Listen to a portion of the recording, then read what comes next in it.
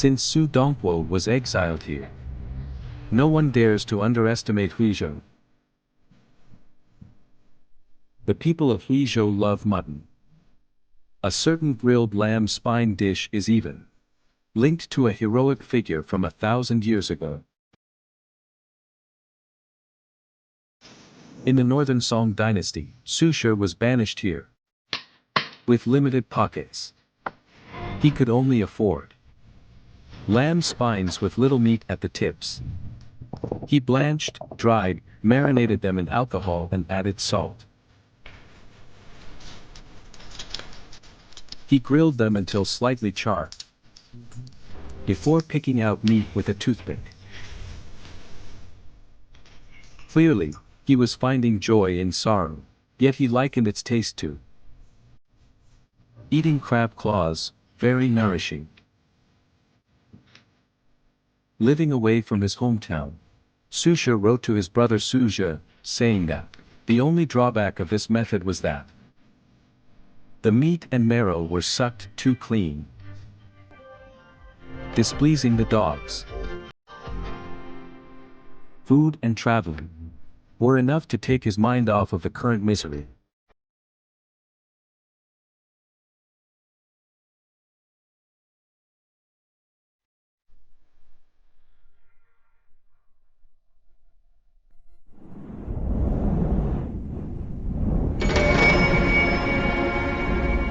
In 1094, Emperor Zhaoyun of Song changed the era name to Shaoxing, and reversed to the policies of the Shenzong era. Subsequently, the reformists such as Zhang Duan and Nan Tao regained power. But they completely gave up the innovative spirit of Wang Runzhi's reforms, and focused solely on attacking the Yuanyo faction.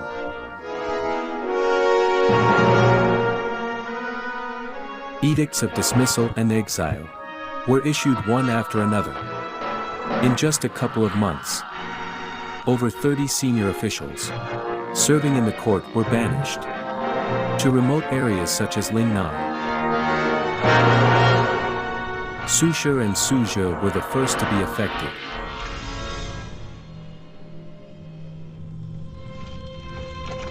On March 26, 1094, the first year of the Shaoxing era, Su Shi got sacked and left the capital, demoted to serve in Huizhou.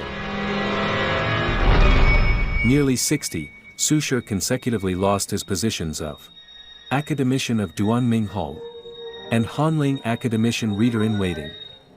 Dismissed from his post as prefect of Dingzhou, he was appointed as left gentleman for court service to administer Yingzhou.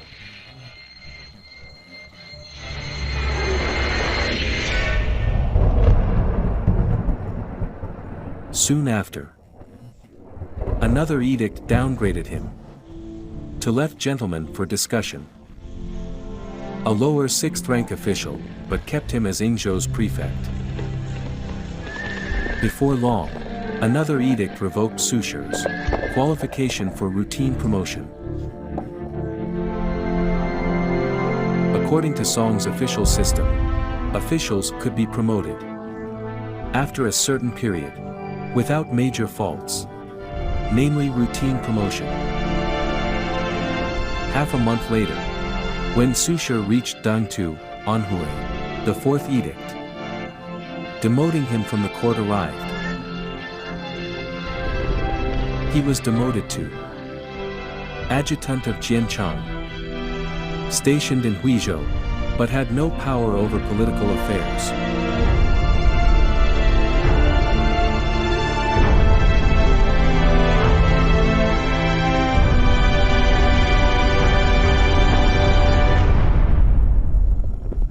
Later, another edict arrived, relegating him to Vice Supply Commissioner of Ningyuan, stationed in Huizhou.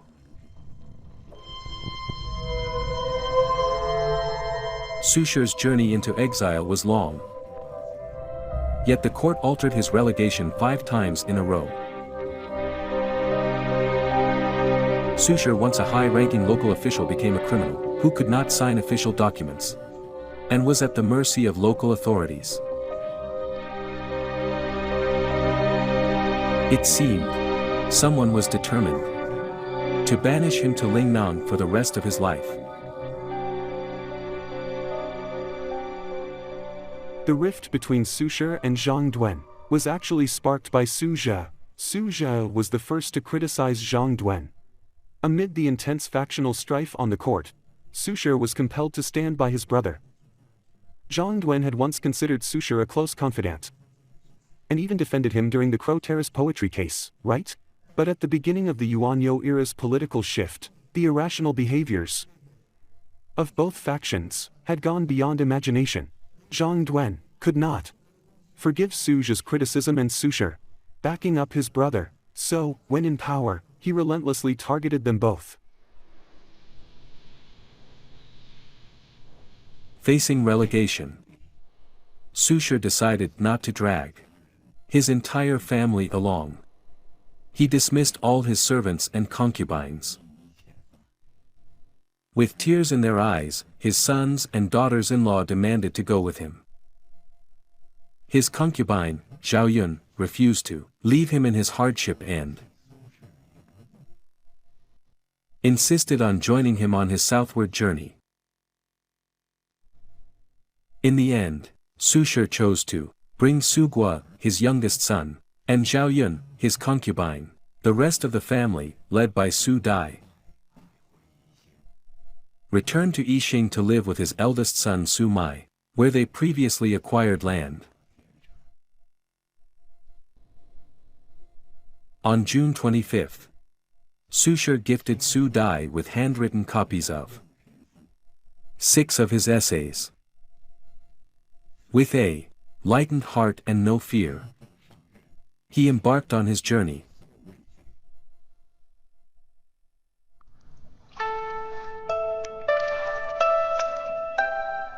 On the desolate river, water and sky blended, a small boat sailed forth, with the Su family on board. They traveled by day and rested by night, heading directly into the Lingnan region. Dusk fell, and hunger struck.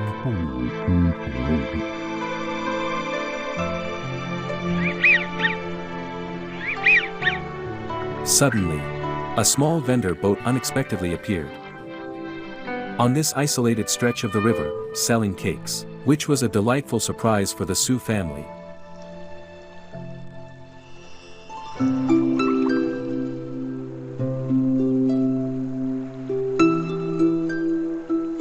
All of a sudden, Su Shi felt the joy of seeing hope after despair.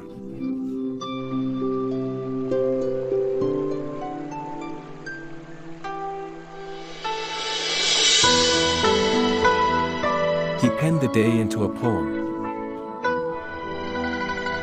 The path of my return grows ever vague. I only saw mountains and boundless water. Yet a small boat arrives selling cakes. I am thrilled as I know a village is nearby.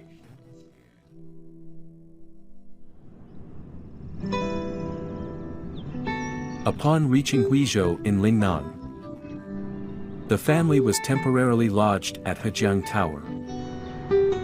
Hejiang Tower stands at the confluence of the Longchuan and Shi rivers, offering a view of verdant mountains and boundless waters.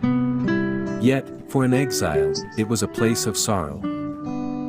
Hejiang Tower was not a domicile for an exile. Su Shi had to move to Jiao Temple within half a month. Depression weighed on Su Shi.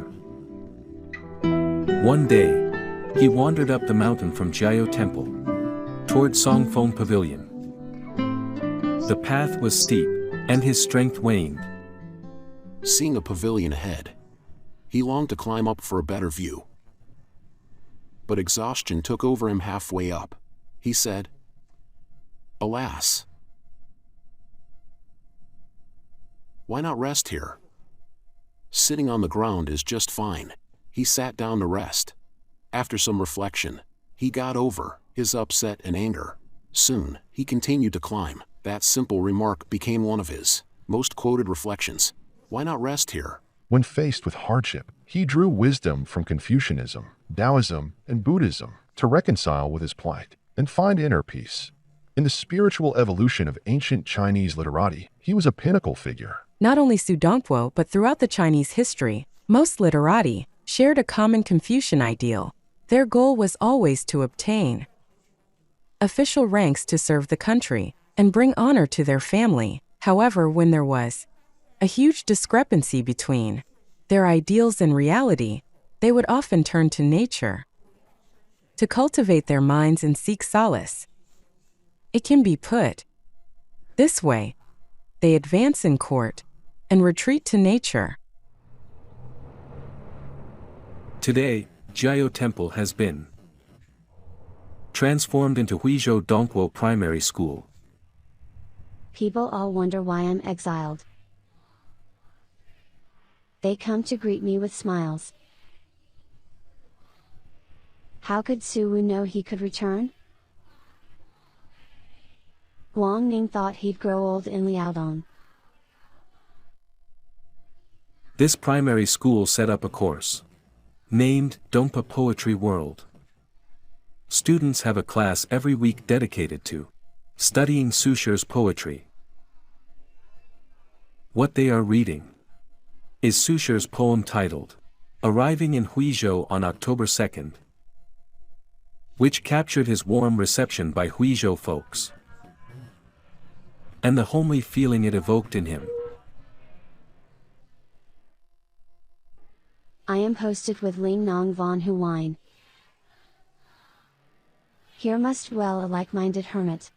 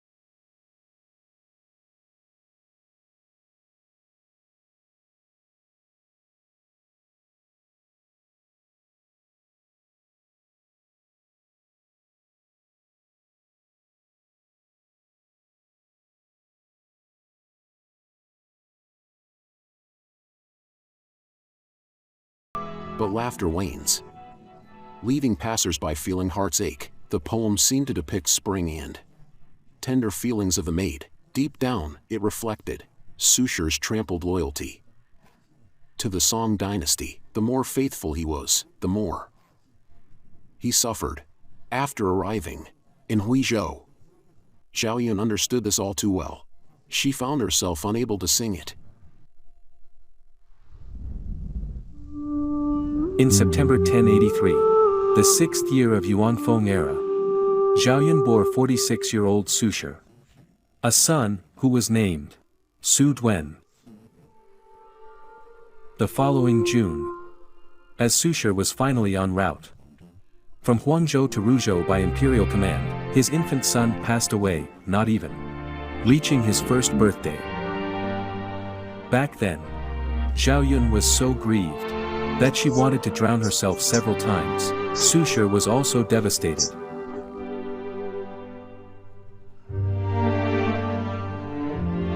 Now, in the desolate Lingnan, Zhaoyun shouldered all household burdens. She cared for Su Shi, who was over 60, hosted visitors from afar, and managed the household despite their meager means. Since stepping into Su Shi's life in Hangzhou 20 years ago, Zhaoyun has experienced every rise and fall of the Su family, witnessed all their joys and sorrows, and shared in Su Shi's every emotion. Now, they were relocated twice, from Huizhou Tower to Jiao Temple, seeing Zhaoyun suffering with him. Su Shi felt so guilty. He resolved to provide a home for his cherished lover, or he would cease his poetic pursuits.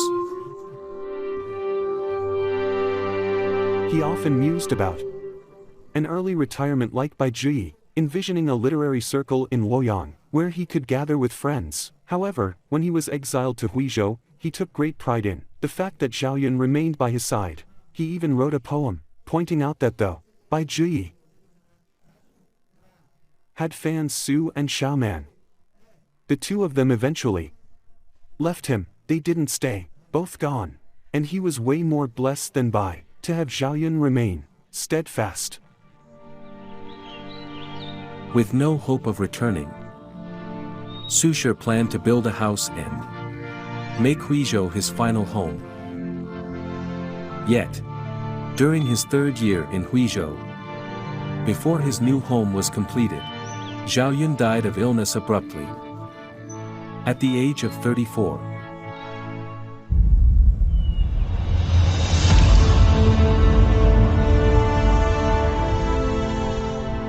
Devastated, Su Shi honored her final wish by burying her beneath a pine grove on the Gushan Hill in Huizhou West Lake, near the dashing pagoda of Qichen Temple. Later, the monks built the Liuru Pavilion in her memory.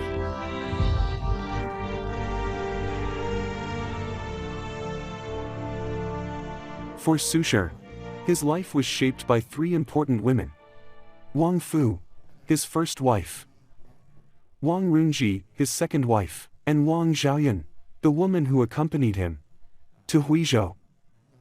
They were all surnamed Wang. Apart from that, a key commonality in their lives was Su Shi, but they each left a strong mark on his life. Lin Huiyin's iconic poem, "You Are the April of This World," has the line, "Full of love, full of warm hope. You are the spring of this world." These three women were full of love and warm hope. Therefore, Su Shi was shaped to be the spring of this world. On February 14, 1097, the fourth year of the Shaoxing era, Su Shi, already in his 60s, moved into his new home on Baihe Peak, Huizhou. It had 2 courtyards, 3 chambers, and an atrium. Referencing the Analects, he named the main hall on the left Deyuling Hall, and his study on the right Siwuxie Study. From the study window, he could enjoy the scenery of Dong River. From morning mist to evening clouds. Behind his house lived his 2 favored neighbors, Lin Xingguo, a brewer, and Zhai Fengheng, an old scholar. That leap February, Su Mai and Su Dai arrived in Huizhou with their families, bringing joy and laughter to Baihe Peak. For Su Shi, such simple family happiness felt like a rare luxury.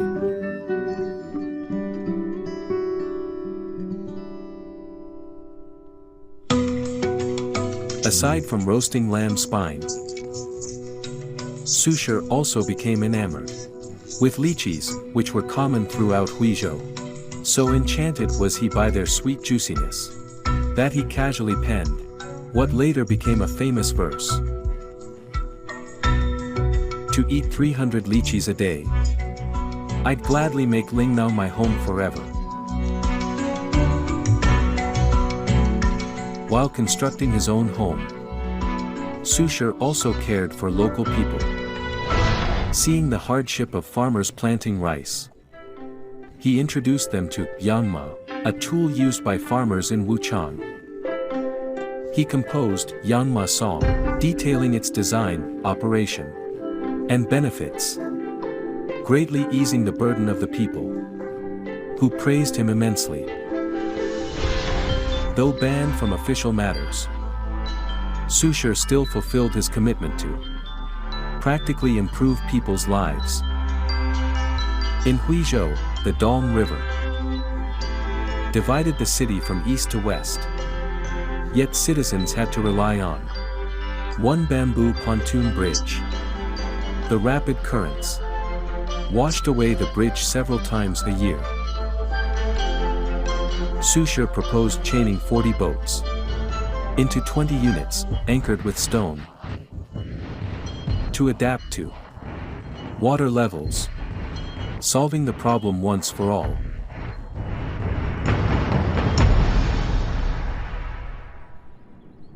To fund the project, he rallied support from local officials, including Cheng Jizai, the judicial commissioner, and Fu Caiyuan, the transport commissioner. Lacking personal wealth, Su Shi even donated his rhino horn belt from the court attire. He also persuaded his sister-in-law, suggesting, why not donate that golden belt, bestowed by His Majesty? Without hesitation, his brother and sister-in-law both agreed. They supported Su Shi unconditionally. Su Shi had built causeways in Hangzhou and Huizhou. He built one in Huizhou as well. When completed, the people celebrated joyously. He commemorated it with a poem. Folks joyfully meet. Baskets, jugs, none empty, we see, 3 days of feasting. Leaves no chicken alive. Later generations named it Su Causeway as well. Moon at Su Causeway became one of the 8 scenic spots of Huizhou West Lake. His life was defined by 2 principles: serving the people and staying grounded in reality, no matter where he was. These values remained at his core, earning him the respect of later generations. Chinese intellectuals from the Song dynasty onward revered him deeply. Lingnao is not a very nice place, right? But home lies where heart's content. However, his political adversaries refused to let him be. A new imperial decree exiled him even farther to the remote Danzhou. His newly completed residence on Baihe Peak took a year to build. But he had barely lived there for 2 months before facing another banishment to Hainan. Throughout Chinese history, few officials exiled to Hainan ever made it back to the mainland. Across the Qiongzhou Strait, Zhang Duan intended for him to perish on that desolate island.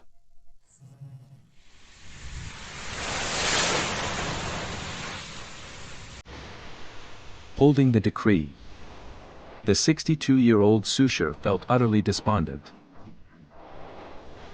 He thought, when I arrive in Hainan, I shall first prepare a coffin, and next, a grave.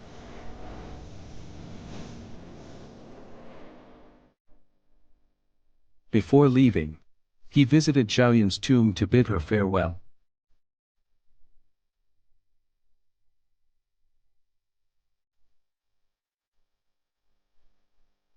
I am a misfit. Only Zhaoyun understood me. playing ancient tunes alone. I miss you in every evening rain.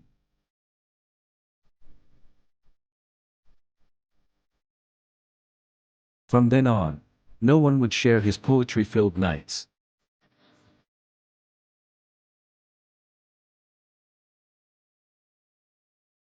This time, only Su Gua, his third son, accompanied him to Danzhou beyond the sea.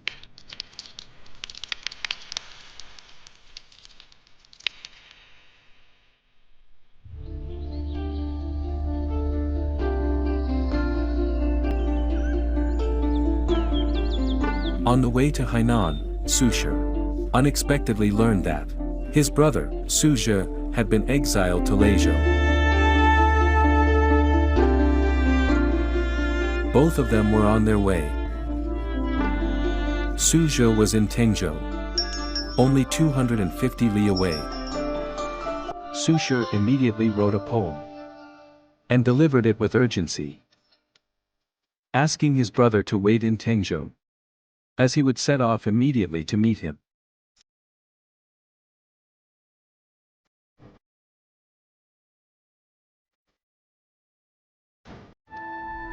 That day felt as long as a century. Su Shi turned back to meet Su Shi, while Su Shi asked every passerby on his way. Finally, a traveler said, "An elder man passed by here half a day ago. He resembled you. You can catch him up following this road for about half a day." Therefore, Su Shi and Su Gua hurried on.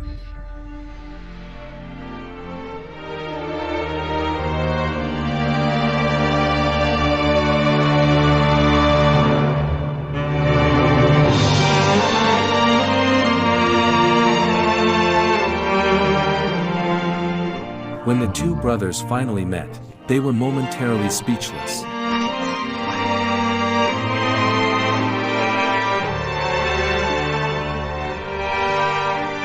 One of them sighed. "We've grown old. The snows of our hometown's Mountain have settled upon our heads." Well into their 60s, they realized that it had been another 4 years since their last meeting. In Chinese cultural history, this brotherly bond is rare. They both shone in literature, being two of the 8 masters of the tongue and song. Politically, they were also neck and neck. Su Shi was Vice Grand Counselor. Su Shi was once Minister of Rights. Throughout his life, Sudongpo composed over 200 poems and essays, with their titles including Zio, which was the courtesy name of his younger brother, namely Su Shi. This reflects their lifelong spiritual camaraderie and profound brotherly affection.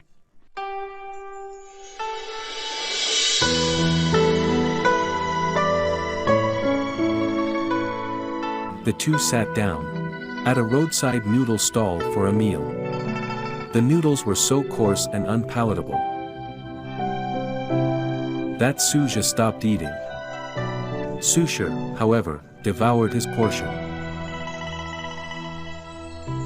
Laughing, he told his brother, "No need to chew. Just swallow it down."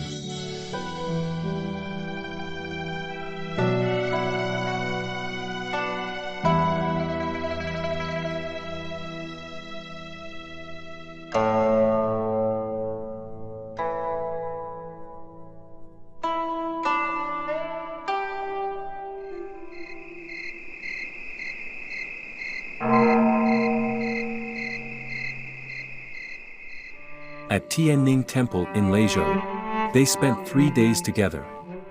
Sleeping on the same bed, they had a night talk again, only feeling that their days were numbered.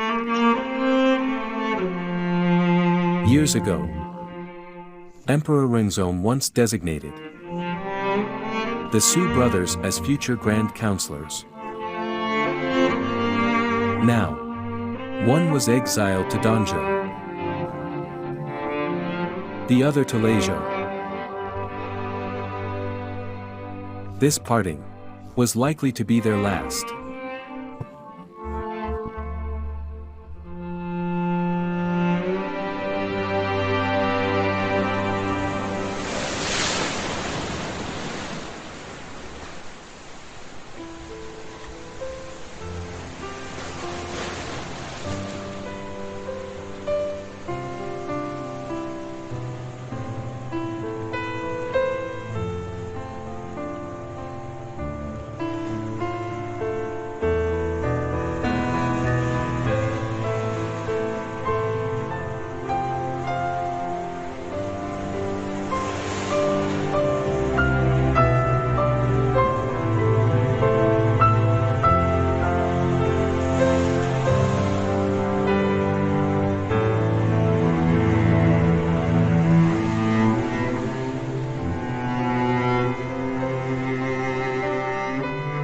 On June 11, 1097, the fourth year of the Shaoxing era, Su Shi bid farewell to Su Shi at Dijiaochang, Shuwen, and boarded a ship heading across the sea.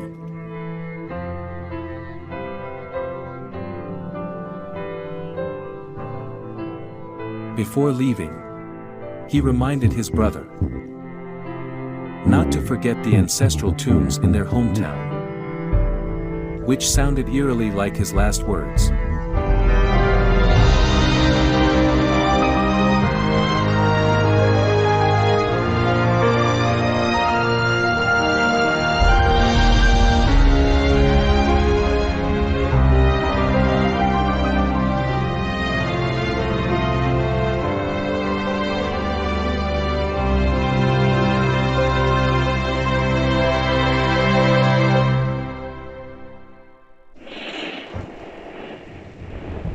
Upon arriving in Danzhou, Su Shi was welcomed by the local people, who helped him build 3 thatched huts.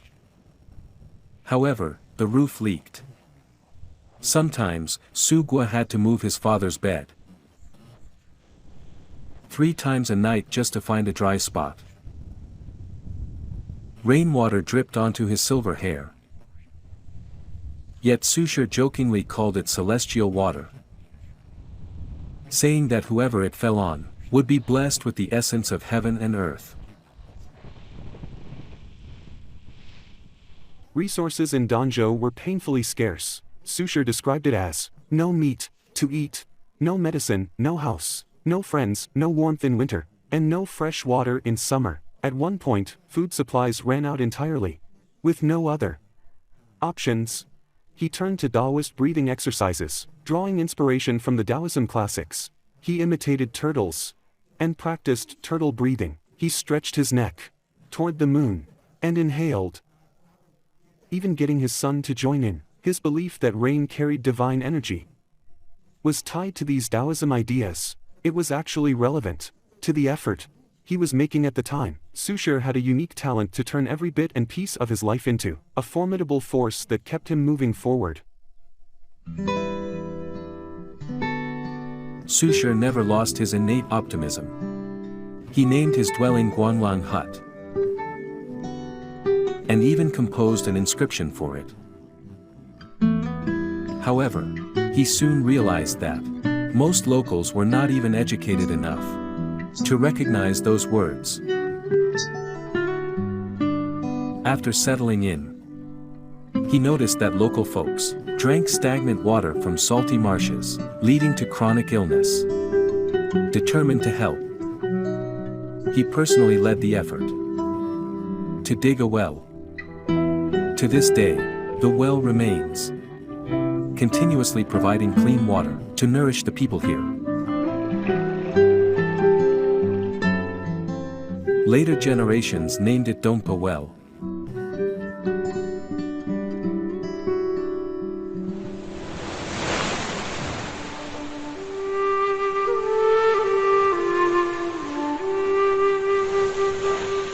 One evening, Sudongpo went for a stroll after drinking. Half drunken and half sober, he lost his way. In a daze, he found himself by the sea, leaning on his staff and listening to the waves. He couldn't help but let out a long sigh. His life had been one of storms, rather than sunshine, always on the road, yet never able to return home.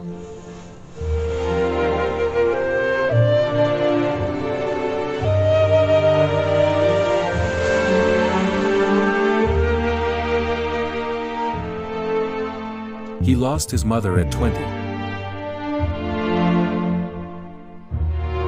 his wife at 28, and his father at 29.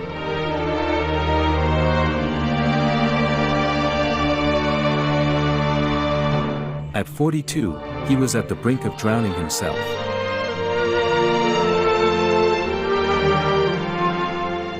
At 43, he was exiled to Huizhou. At 48, he lost his son, Su Duen. At 57, he was exiled to Huizhou. And at 60, to Hainan.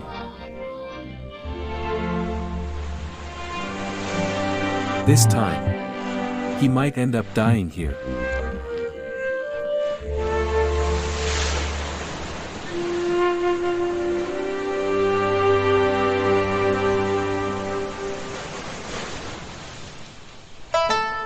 Life in Danzhou was extremely harsh.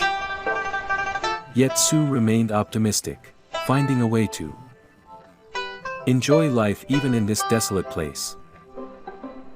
Today, Danzhou has a specialty called Yushin soup. It was a dish Su Guo made for his father with taro as the main ingredient. Su Shi was so amazed that he exclaimed, "It's perfect in color, aroma and flavor. I don't know if it exists in heaven. But on earth, it is surely one of a kind." To him only good food and love should never to be missed. He loved tea. He loved wine, and brewed his own, but he didn't make it for himself. His wine was meant for friends. His son Su Guo, however, often warned them, "Be careful drinking my father's brew, I won't be responsible for your upset stomach." I think the wisdom of life lies in having something or some aspect of life that you are passionate about, or even obsessed with. It is in such obsessions that a restless soul can find solace. So, when running out of food on Hainan Island, Su Shi still wrote Ode to the Epicure, fantasizing about all kinds of delicacies. He even mused about roast suckling pig, saying that the most delicious part was the pork chuck, right?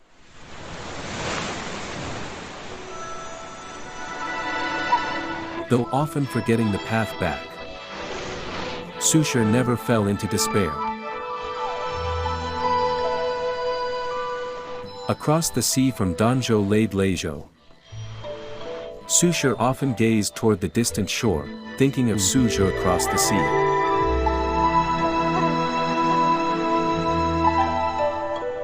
Hearing that Suzhou had lost weight due to unacclimatization, Su Shi wrote to him, urging him to embrace bizarre local foods like he did, and supplement his diet with meat.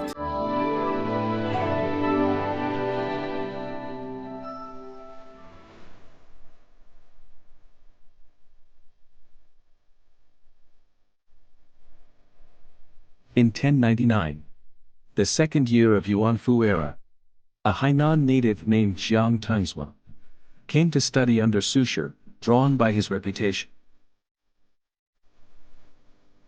Bringing his own provisions and books, he came all the way from Huizhou to Danzhou. Every day, he followed Su Shi, seeking his guidance at any time. He offered his works for critique, too.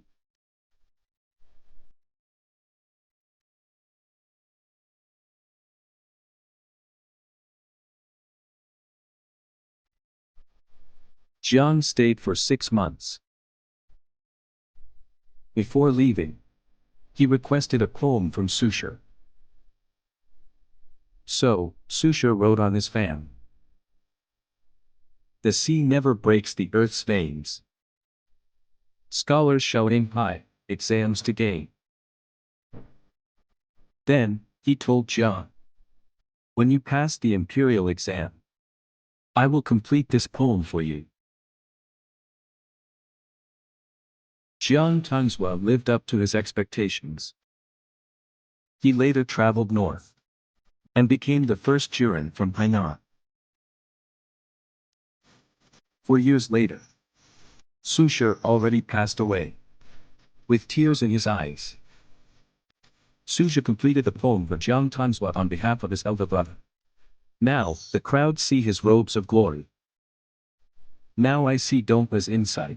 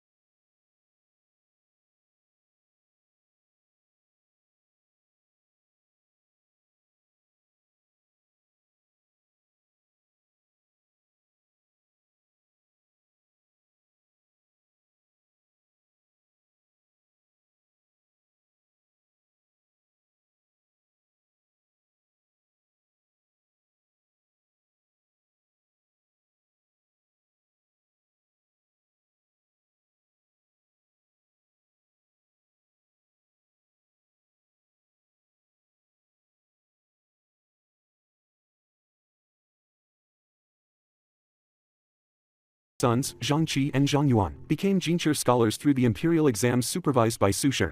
So they were Su Shi's students. With talk of Su Shi's regaining of power, given their father had caused Su Shi such great suffering, they thought they'd face the full force of his retaliation. They wrote, and Su Shi comforted them, sharing stories from his time in Lingnan, and a medical recipe, reflecting decades of friendship with their father. He didn't resent. People say Su Shi was magnanimous. Indeed. What makes him beloved? The key is simple. Allow me to use the title of Zweig's work, Stellar Moments of Humankind. Su Shi embodied the stellar moment of humanity.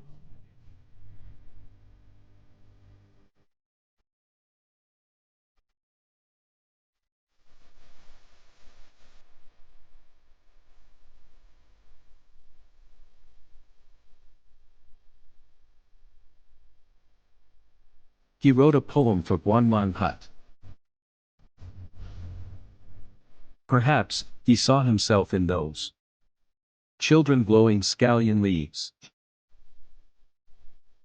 3 kids with their hair still in knots. Blue scallion leaves, bidding me farewell. Think not of being exiled far away. For by the stream, ritual dances await. Su Shi exhibited genuine human traits. That's why we feel so close to him. You can find that.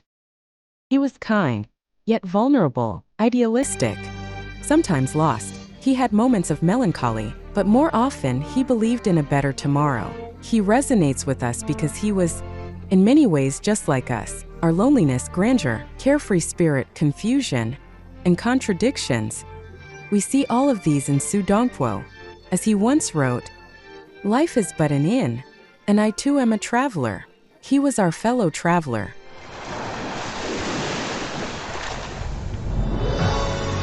That day, Su Shi planned to set sail northward by day, but strong winds and rain kept him ashore. By nightfall, the weather suddenly turned fine. The boatman proposed to cross the sea under the moonlight. Su Shi laughed and gladly boarded the boat. Hello everyone, I'm Kong Hui. Today, I will recite Su Shi's poem, Crossing the Sea on the night of June 20th. Stars shift. Midnight's hour near. Rain ceases, skies now clear and dear. Clouds scatter, the moon shines, no need for art. The sky and sea are inherently pure, never marred. In vain, my Confucian dreamed to say, but I hear Yellow Emperor's music in the wave. I won't regret, even if I die in the south. For this wondrous journey tops, all in my lot.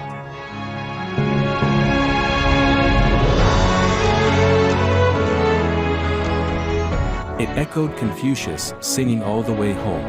Li Bai's skiff leaving thousands of hills far away. And Du Fu's spring is the time we homeward go. In power, he served the country. In adversity, he surpassed mere self-preservation. In tune with the souls of great sages of the past, Su Shi attained immortality in the long scroll of Chinese culture.